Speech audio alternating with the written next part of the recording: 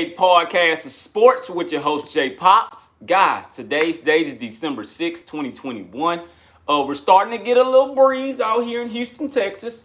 It did rain a little bit earlier, but nonetheless, it is still a beautiful, beautiful day out here, man. Guys, I love college football, man. I love it, I love it, I love it. So we all have been informed on yesterday with the bowl selection and everything like that, that Texas A&M will be going to the Taxslayer Gator Bowl. We will be playing Wake Forest, which is an explosive offense, by the way, in which is Wake's. I think I don't know how many times Wake didn't have the 10-win season, but it's a huge, huge accomplishment for them. They're coming off the ACC title game, and hey, now Texas A&M gets their shot. This is going to be a really, really good game. Please do not let anybody tell you different, okay? Look, it's not a quote unquote lesser bowl. I wish people would stop saying that. Wake Forest is a good opponent. Also, we get that rematch. All right, we get that rematch of the 2018 game in which Wake had beat us, which was a high-scoring game, by the way. We have never been in a high-scoring game like that. And that was the first time I think the Belt Bowl had a high-scoring game like that. So, man, we're going to come in here and we're going to play Wake Forest on December 31st. It will be a New Year's Eve early morning game, which is really, really good for me because that means I get to wake up and I get to watch Texas A&M. I will be in full A&M gear. I will do my best to make a quick post, but before the game starts and stuff like that. But of course, leading up to that week, I will be making all kind of videos. All right, so please be looking for that. We had the Aggies women basketball on yesterday, man, and look here. When I tell you Reed Arena, and I don't believe it was sold out, but it was almost sold out. Okay, so it was almost sold out. I believe it was like a good. I'm not sure how much Reed Arena can fit in there. I'm just going to throw out a number, and you guys come and correct me if I'm wrong. I think it was about a good 10,000 strong in there, if I'm not mistaken. Women's basketball, they played Texas Longhorns. Texas was ranked 15th, and A&M was ranked 17th. You do not see those ranked matchups like that. That is very, very rare, especially this early in the season. Now Texas did beat us 76-60. And just like I told you guys, man, that game was on and rolling. I had it on my phone going and rolling while I was at work. While I was working and doing some things, I was, listening to it and watching it when I could, man. But that was a really good game. It was a really good game, although the game ended 76-60. I believe the reason why the game ended 76-60 was because the young lady that transferred from Mississippi State. Goodness gracious. Hey, man, look here. I have no clue of what made her pick Texas, but she picked Texas. And she went over there, and that young lady was an instant impact. But not only her, though, that entire Texas team played like a team that was ready to play a ranked opponent. The difference was that Texas had already played two ranked opponents leading up to Texas A&M. That was our first ranked opponent, period, of the season. And it was a pretty good ranked opponent, man. So I believe it was a lot of Texas fans in the building as well. So, I mean, man, both fan bases showed up to support, and that was a pretty good darn game, man. It's just a simple fact of that. Texas just kept on throwing haymakers. And every time A&M throws a haymaker back, Texas comes with another haymaker. And sometimes when A&M threw a haymaker back, they'll throw a double haymaker. So, I mean, man, all in all, it's fine. Hey, we'll take that loss and move on and learn from it.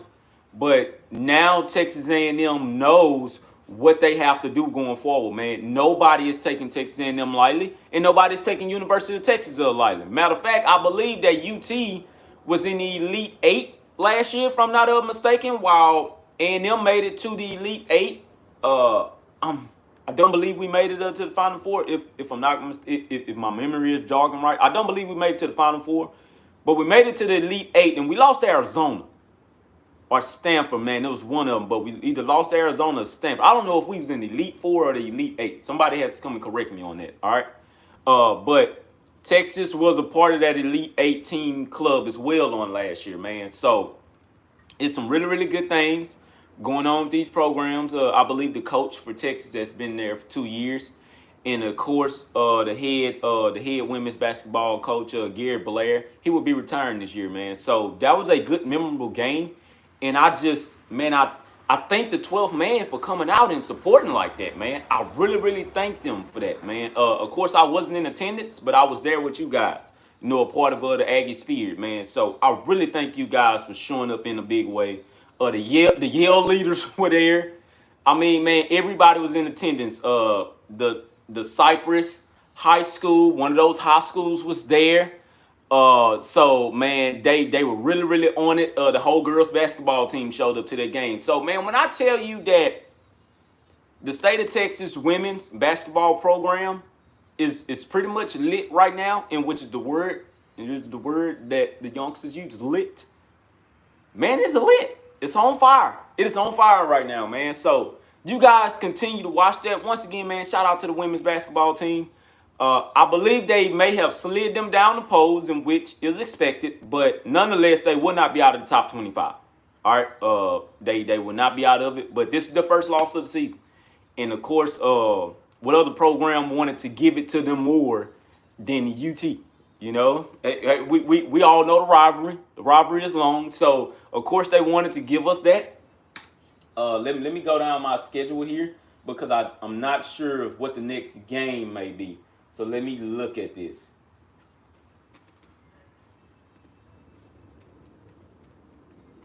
Also, guys, be looking for this. It is a huge announcement coming up at about 2:00 p.m. It's going to be an inside offensive lineman. He is going to be choosing from Texas A&M and USC. His name is Mark Nabel. All right, he's from Seattle, Washington out there. Shout out to Josh Henson, man. I give all the credit in the world to that guy. I have no clue how we be getting in the West Coast like that. I do not know that. I don't know how we be getting in the West Coast, but we get in there. All right, and we will continue to do so. But Mark Nabel, I know, of course, a lot of you all may have forgotten who this guy even is, because all of us fans, not coaches, but all of us fans, we've been so focused on Cam Dewberry, and we've been so focused on Kelvin Banks. You know, man, we've been trying to do our best to get those guys come on over here. Also, another note: Mario Cristobal is no longer at Oregon, people. He is no longer there. He is the new Miami head coach. That situation of how that unfolded, that was very, very strange, because Manny Diaz was still out recruiting. Uh, Mark uh, Mario Cristobal was still out recruiting for Oregon. I just seen a picture on Twitter where a kid had left, and he was like, "Man, this literally just happened last night," and they were holding up the Oregon sign. So the coaching corso looks like the transfer portal this year. All right, let's go ahead and put it like that. That looks like the transfer portal. All right, so that is really, really crazy, man. That is really, really crazy. But like I say, I'm now starting to see the decommitments. I am now starting to see the decommitments from the Oregon Ducks. I've already seen one, and I'm gonna tell you like this here. I seen Hayes Fawcett post a GIF, a GIF of dominoes falling down the line. So I know exactly what that means. I'm reading through all the thin lines. Be looking for a whole lot of decommitments from the Oregon Ducks recruiting class. That is killing me on how the way these guys are recruiting these classes like this, and they're leaving. They're leaving. So it's nobody that could feel any type of way. Oh, it says Kevin Banks decommitted an hour ago.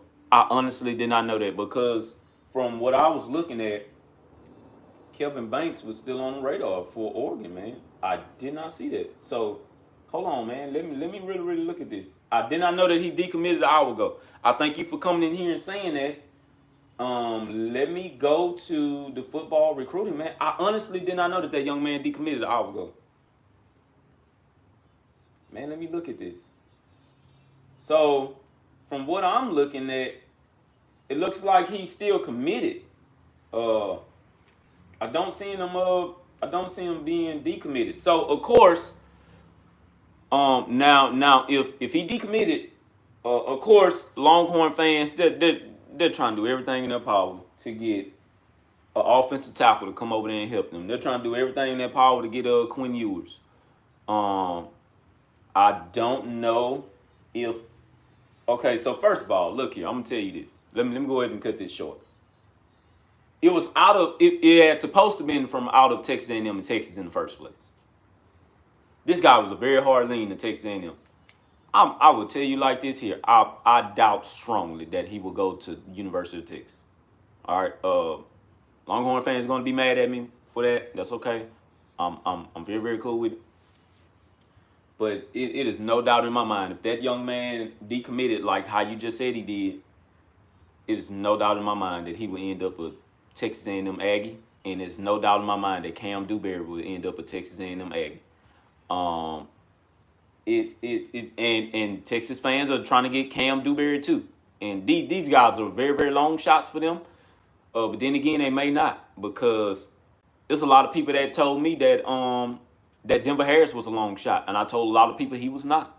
And from what I'm looking at and reports that I'm reading, that in-home visit that they had with Denver Harris went so smooth, man. I honestly believe that young man will be an Aggie when it's all said and done.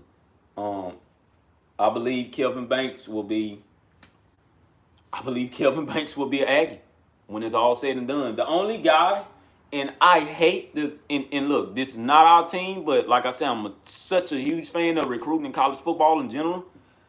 I honestly hate the simple fact that Texas fans has this one young man on their radar, and I've not heard any Texas fan name this young man yet.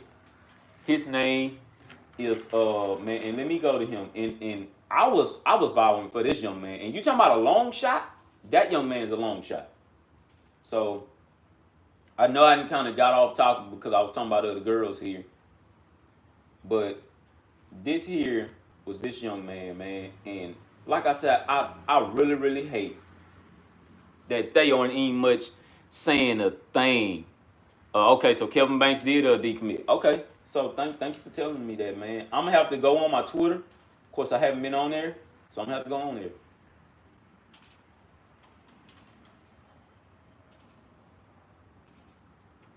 So this here is really, really amazing to me that nobody from the Texas Longhorn community is talking about Devin Campbell.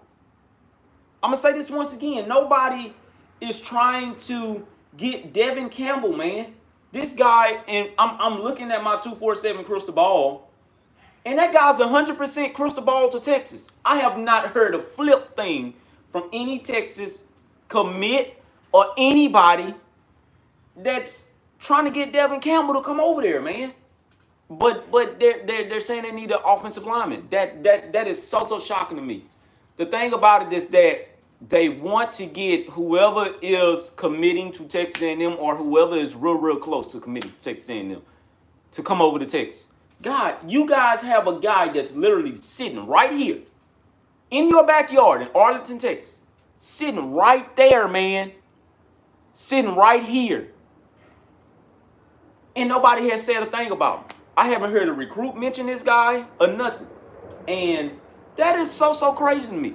I wish the young fella would have checked us out, but he was so heavily strong going to Alabama and Texas that it was crazy. But once again, I haven't heard anybody even much mention the young man, man. That just baffles my mind to me, because you guys want an offensive lineman so bad, but you guys got one, and you're not saying anything. So he's going to undoubtedly go about his business. I can tell you like that. He's not going to commit to Texas. All right, so it is what it is. They will ultimately miss out on that one. Like I say, I see a lot of them trying to vow for Quinn Ewers, in which they have a quarterback that's committed to him, and they don't even much support that young fella. That is like, man, that is crazy to me. But it's a lot of them coming here and say, man, well, you just worry about your program. And I am. I'm gonna continue to go about my business because Donovan Green said it best. A committee is going to go where he sees best fit, and that's just that. Uh, I mean, man, it is what it is. So, anywho, let's keep on going here. But I was trying to get to the women's basketball schedule to tell you guys who's their next opponent. Go in here.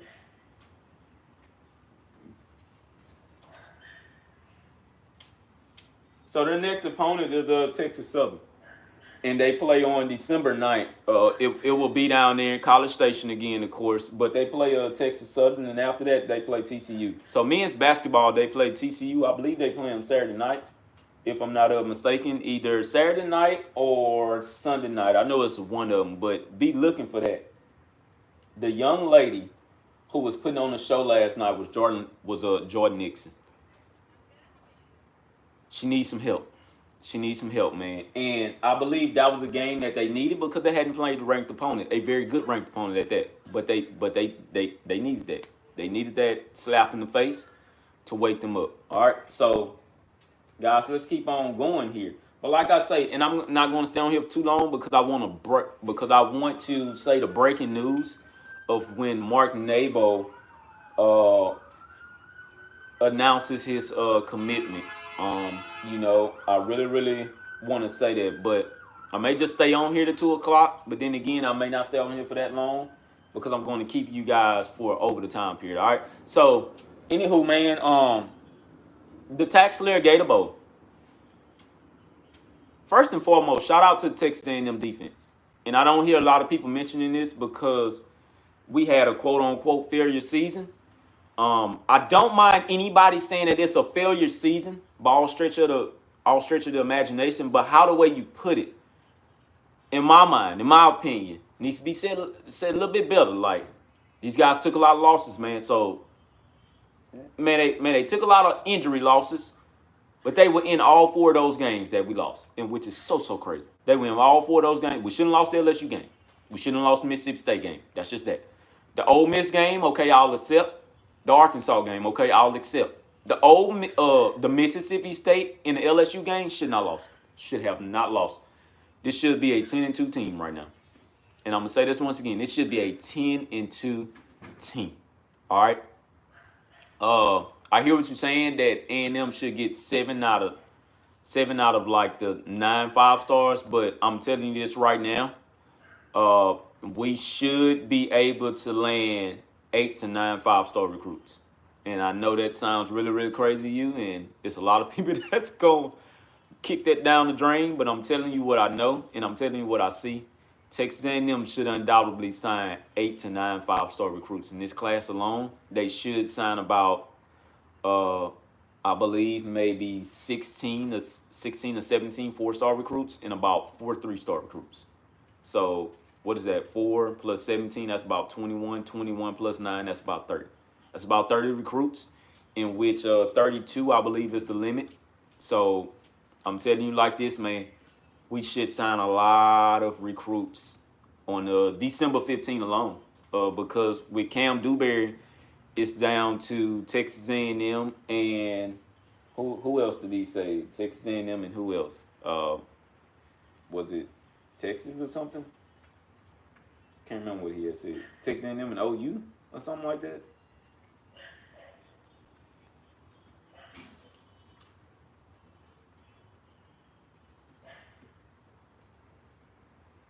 Can't fully remember who Cam had his top two. I don't know why I don't remember. It's not coming to mind right now.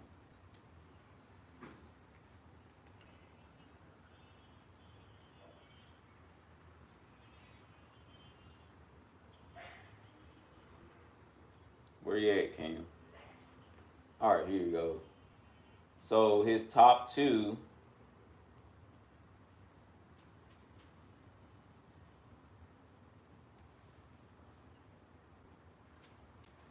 His top two was Texas A&M. His top three: Texas A&M, Oklahoma, and Texas. Uh, I really believe that Cam will commit to Texas A&M, man. It was a tweet that Bryce Foster had put out, and man, that tweet really got me, man. It really got a lot of these recruits' attention as well. Bryce Foster had said, man, out of all the top 5 schools, Texas A&M and Jimbo Fisher was the only ones that kept their word. And by that decision alone, I made one of the best decisions of my life. That's not coming from me. That's coming from Bryce Foster. That really touched me, and that really put me on another level. And there was a lot of recruits that gravitated to that, man. It was a lot of recruits that gravitated to that. That is something special for these young guys to know that, hey, man, we have our coach that's going to be here with us for the future. Understand that LSU threw Jimbo Fisher a lot of money. They were really trying to get him. A lot of people, and that's why they kept on bringing it up. They were trying to give Jimbo Fisher that 10-year contract, in which he already has a 10-year contract. They were trying to give him that 10-year contract for $95 million. I think that's what Brian Kelly got. But they were trying to give him that, man, and Jimbo Fisher turned it down. He told many of people, I'm not going there. I'm not going there. He stayed true to his word. I respect Jimbo Fisher for that. When a lot of people thought that he was going to do what he did at Florida State, I keep on shooting that down the drain when people say that. That is not the same guy that was at Florida State, man.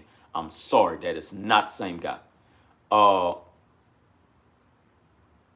do I think about, you say discouraged Cam Drewberry? I don't believe that Cam was looking at anything of discouraging. For anything, I believe that Cam is looking at what he can actually bring to the team, and he's looking at what that actual 2022 recruiting class means to him overall.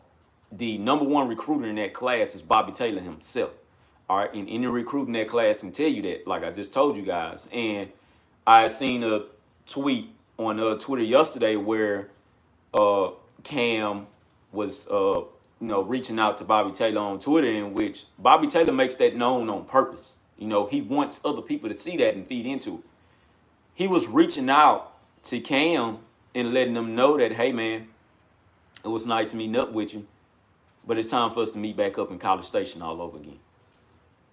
That little young fella, his energy brings another recruiting pitch. I understand that Jimbo Fisher and others are in that living room with these guys and stuff like that. That's why I say I feel the way I feel about Denver Harris. I believe we'll get that young man. And that young will be an exceptional piece to a puzzle that we want to put together so bad. So bad, man. He's a part of a backfield puzzle that we want to put a part of so bad. That's why when the decision came from Bryce Anderson, it meant a whole lot. It meant a lot to us, man, because we were in a battle with LSU. When he had decommitted, we went in a battle with Texas heavily. But we ended up landing him. Man. That recruit was so monumental, and that pushed a recruiting pitch out of this world. It was a recruiting pitch that done a whole lot. When we had got Evan Stewart is by far one of the biggest things from the state of Texas alone. All right, that was one of the biggest recruiting things since the Mundines. All right, and one of the biggest deals since Haynes King. But Haynes King recruitment was a little bit quieter. Demond Demas, he had been committed since his sophomore year, man. No, since his sophomore, junior year. He had been committed so heavily. That's why a lot of people say, oh, man, when you're going to be in the transfer portal. A lot of people are trying to get Evan Stewart to come over there to Texas. They're trying to get him so hard. But I respect the young fella because they believe in a head coach that is so stable with his program, and they believe in a head coach that knows he has a shot of making the playoffs. He has a shot at building something that has just never been built before here at Texas A&M. I know we all keep on saying next year. I know we all do. But it's something different, man. That's why I say going into this Tax Slayer Gator Bowl, this Gator Bowl will be watched. This Gator Bowl will be watched a lot because it will say a lot about everything that's going on that led up to this Gator Bowl. All right? It will say a whole lot. It will say a lot, man. And that's why I'm telling you guys, pay attention to the Gator Bowl. Pay attention to how they come out. All right, and things of that nature, man. I just seen a picture with Demond Demas. He posted something and said first round draft pick. I've already said myself, man, the little young fella, all he needs is just 1 year next year, and we would no longer see Demond Demas in a Texas A&M uniform because he's going in the first round. I said that. All right, Musa Muhammad is another one. All he needs is 1 good year, and he's going in the first round to the NFL. Evan Stewart is another one. All he needs is 2 good years, and he's gone to the NFL. All of these guys are gone, man. A lot of people keep on saying that Jimbo Fisher don't produce wide receivers, and I keep on shooting that under the rug.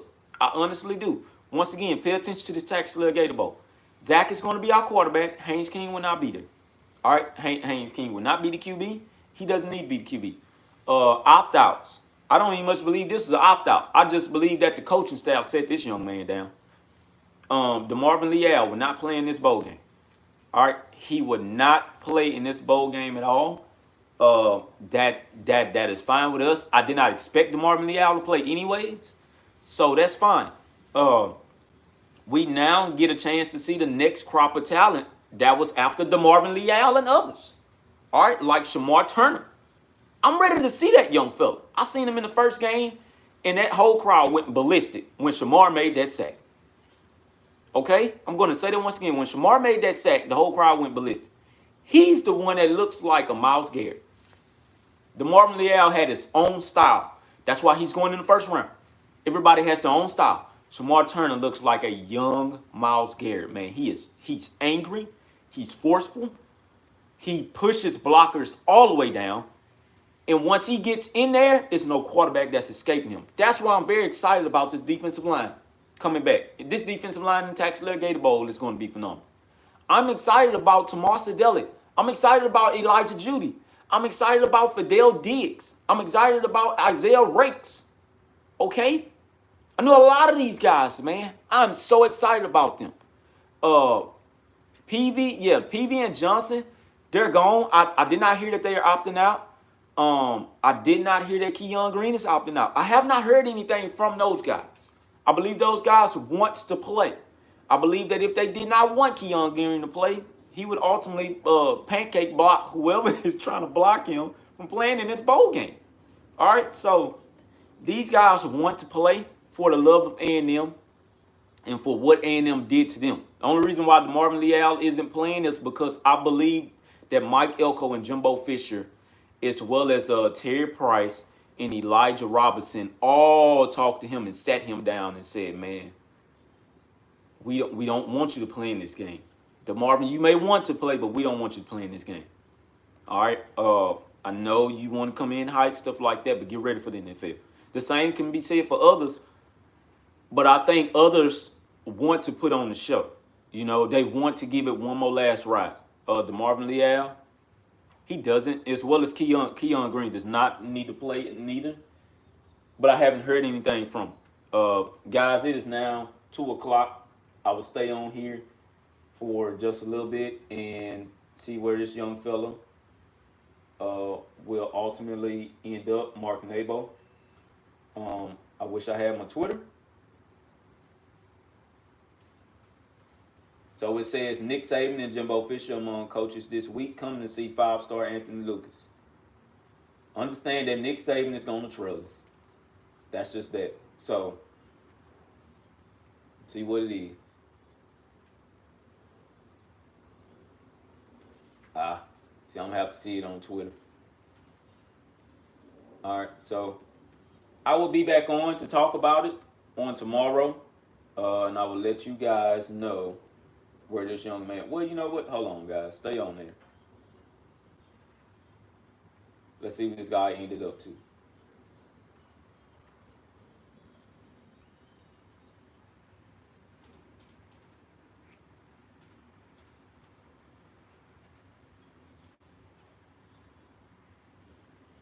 No, I'm going to have to get on Twitter.